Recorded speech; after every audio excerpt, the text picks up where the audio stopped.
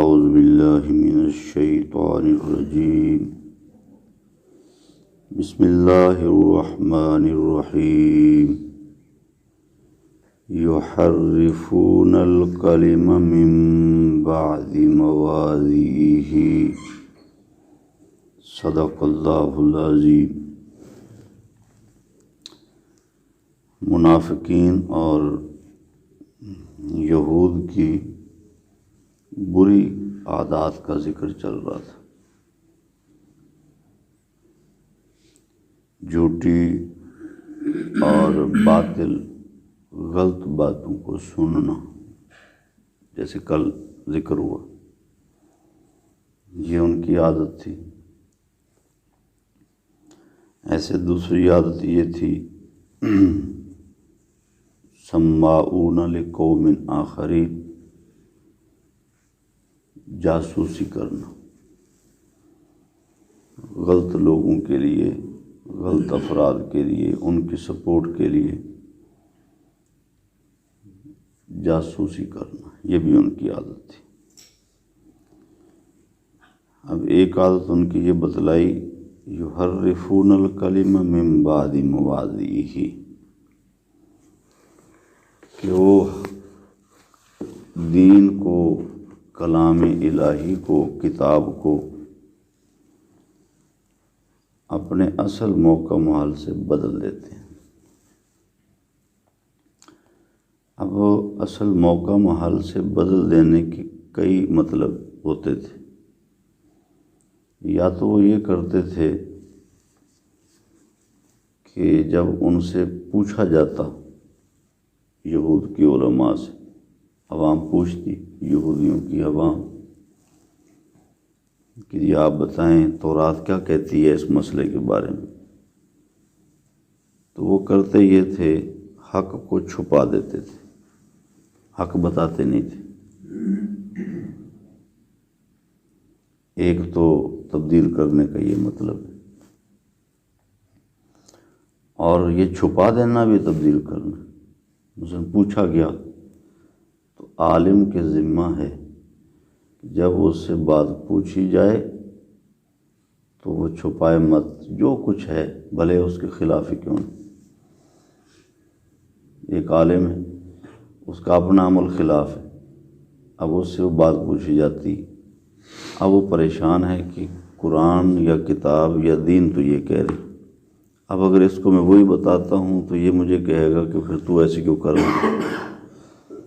تو اب اس کا طریقہ یہ ہے کہ میں اس کو اس انداز سے بات بتاؤں کہ ادھر بھی تبدیلی ہو جائے اور مجھ پر الزام بھی نہ آئے اور اس کے سوال کا جواب بھی ہو جائے۔ تو پھر وہ بات کو عدل بدل کر کے، گول مول کر کے بتاتا تو ہے، لیکن یوں بتاتا ہے نہیں۔ فرمایا کہ کچھ ہو تمہارے خلاف ہو، تمہارے مفادات کو اس سے زد پہنچتی ہو، کچھ ہو، چھپانے کی اجازت نہیں۔ منو عن، جو پوچھا گیا بتاؤ۔ نبی کریم صلی اللہ علیہ وسلم نے فرمایا، من سئل علما فکتمہ الجمہ اللہ یوم القیامت بلجام من النار۔ جس آدمی سے کوئی دین کی بات پوچھی گئی اور اس نے چھپائی تو قیامت والے دن اس کو جہنم کی لگام پہنائی جائے گی۔ اجازت نہیں ہے۔ تو یہود کی یہ عادت تھی کہ وہ کتاب کی باتوں کو چھپا لیتے تھے۔ ایک تو اصل موقع محل سے کلام کو تبدیل کرنے کا مطلب یہ ہے۔ دوسرا مطلب یہ تھا کہ وہ لوگ اصل الفاظ کو ہی بدل دیتے تھے۔ ایک تو نا مطلب کو بدلنا، یہی وجہ ہوئی کہ تورات اور انجیل اصل شکل میں باقی نہیں رہ گئی تھی، انہوں نے لفظ ہی بدل دیے تھے۔ آج صرف اگر باقی الفاظ کے اعتبار سے کوئی کتاب باقی ہے تو قرآن مجید، تورات اصل نہیں، لفظ بدل دیے۔ یہی ہوا کہ جہاں ان کے مفادات کو ٹھیس پہنچتی تھی تو ان کے جو اس وقت علماء ہوتے تھے مفاد پرست، نفس پرست، تو وہ اس کے الفاظ کو ہی بدل دیتے تھے، ایک نے بدلا دوسرے نے بدلا، تو تورات کی اور انجیل کی شکلیں بدل کے رکھ دی انہوں نے اپنے مفادات کے لیے۔ لیکن اللہ کا شکر ہے، یہ ایک ایسا کام ہے جو دین اسلام میں قرآن کے بارے میں نہیں ہو سکتا ہے۔ قرآن کے ساتھ یہ سلوک نہیں کیا جا سکتا، کیونکہ اللہ نے وعدہ لے لیا ہے کہ میں نے اتارا ہے اور میں ہی اس کی حفاظت کروں گا۔ کوشش ہوئی ہے یہود کی طرح، اس قرآن کے ساتھ بھی سلوک یہی کرنے کی کوششیں کی گئیں کہ اس کے الفاظ بدل دو، لیکن ٹل لگا لیا ہے افراد نے، قوموں نے، جماعتوں نے، کامیاب نہیں ہو سکے۔ قرآن کے الفاظ نہیں بدلے جا سکے۔ قرآن من و ان جیسے اترا تھا آج تک باقی ہے، کسی کا بھی اختلاف نہیں، البتہ تورات کے الفاظ بدل گئے۔ تو تیسرا مطلب یہ ہے کہ موقع محل سے کلام کو بدل دیتے تھے۔ پہلی بات تو میں نے بتائی کہ وہ بات چھپاتے تھے، جب ان سے چھپا لیتے۔ دوسرا یہ الفاظ بدل دیتے تھے۔ تیسرا یہ ہے کہ وہ الفاظ تو پڑھتے تھے وہی، لیکن ان کا مطلب تبدیل کر دیتے تھے۔ چھپاتے نہیں تھے، بتاتے تھے، لیکن مطلب تبدیل کر کے بتاتے تھے۔ بات کوئی ہوتی بتا کوئی دیتے، اصل بات کو چھپا لیتے اور بات بتاتے۔ تو یہ تبدیل کر کے بتانا یہ بھی تحریف ہے، اور یہ بھی خطرناک تعریف ہے۔ نبی کریم صلی اللہ علیہ وسلم کی بڑی سخت وعیدیں ہیں اس بات پر کہ جس آدمی نے کوئی بات غلط بتلائی،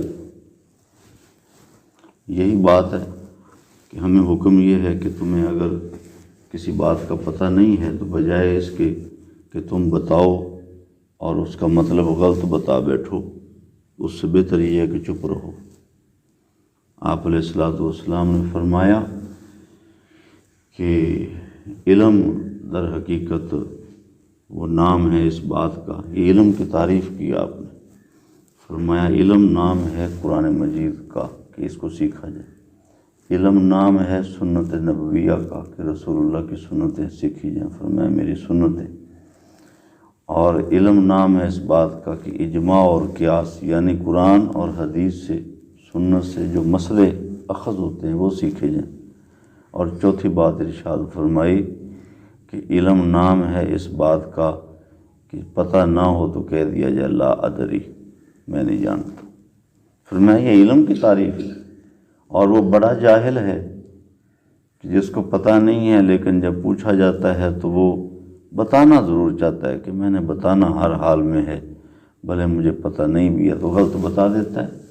نبی کریم صلی اللہ علیہ وسلم نے ارشاد فرمایا من کذب علی متعمدا فلیتبوا مقعدہ من النار، جس نے میری طرف کسی غلط بات کو منسوب کر دیا تو اس کو اپنا ٹھکانہ جہنم میں بنا دے، اس کا ٹھکانہ جہنم ہو۔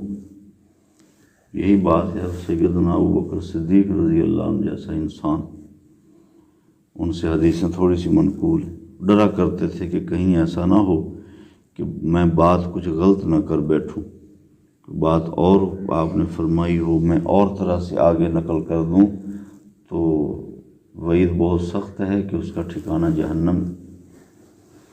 سیدنا عبداللہ ابن مسعود رضی اللہ عنہ کے بارے میں آتا ہے جب کبھی وہ حدیث بیان کرنے لگتے تھے تو ان کا رنگ تبدیل ہو جاتا تھا اور ان کے جسم پہ کپ کپی طاری ہو جاتی تھی، اور اس کے بعد وہ حدیث بیان کرتے تھے، لیکن اکثر یہ ہوتا تھا کہ حدیث میں یوں نہیں کہا کرتے تھے رسول اللہ نے فرمایا، حدیث بیان کر دیتے تھے، ایک بات بیان کر دیتے تھے، لیکن یہ کہتے ہوئے پریشان ہوتے تھے کہ اگر میں نے کہہ دیا رسول اللہ نے فرمایا اور رسول اللہ نے ایسا فرمایا نہ ہو تو میرا ٹھکانہ تو جہنم بن گیا۔ یہ صحابہ کی احتیاط ہوتی تھی، اور اتنی احتیاط کرنا بہت ضروری ہے۔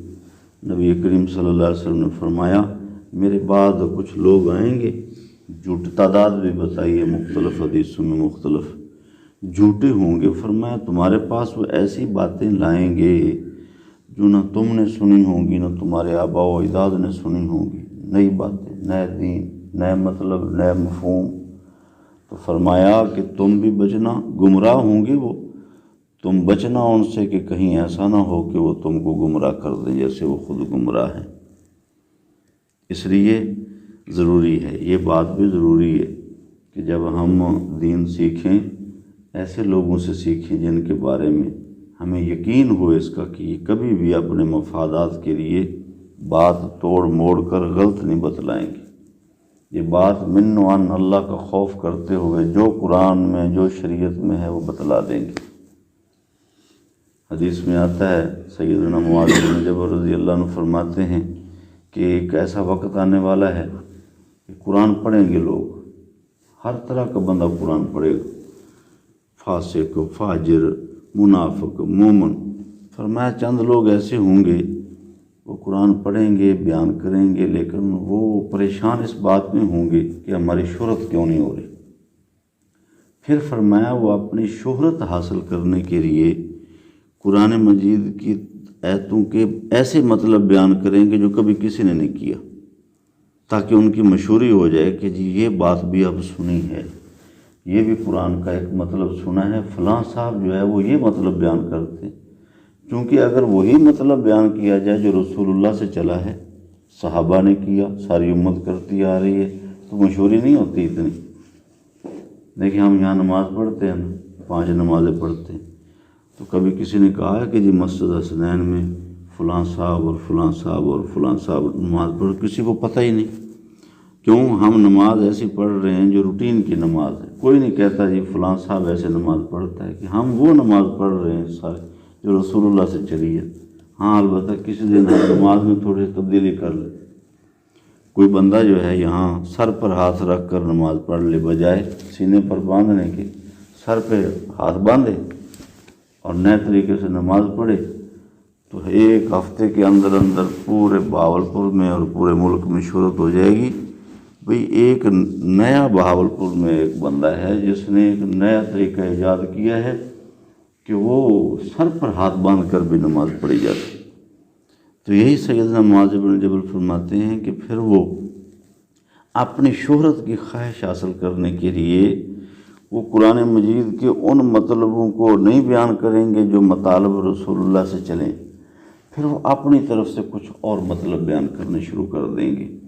اور اس نوعیت کی تعریف قرآن اب ہو رہی ہے۔ بہت سارے اسلامی سکالر جو ٹی ویوں پر بیٹھ کر باتیں کرتے ہیں اور وہ اس طرح کی مطلب بیان کرتے ہیں جو کبھی نہ ہمارے آباء و اجداد نے، نہ ہم نے اپنی تفسیروں میں، نہ اپنے بڑوں سے کہیں نہیں سنے، وہ بیان کر رہے ہوتے ہیں۔ وہ اس لیے بیان کر رہے ہوتے ہیں تاکہ ان کو سکالر کہا جائے، تاکہ ان کو کہا جائے یہ بڑا مفسر ہے، یہ بڑا سکالر ہے، یہ بڑا بیان کرنے والا ہے۔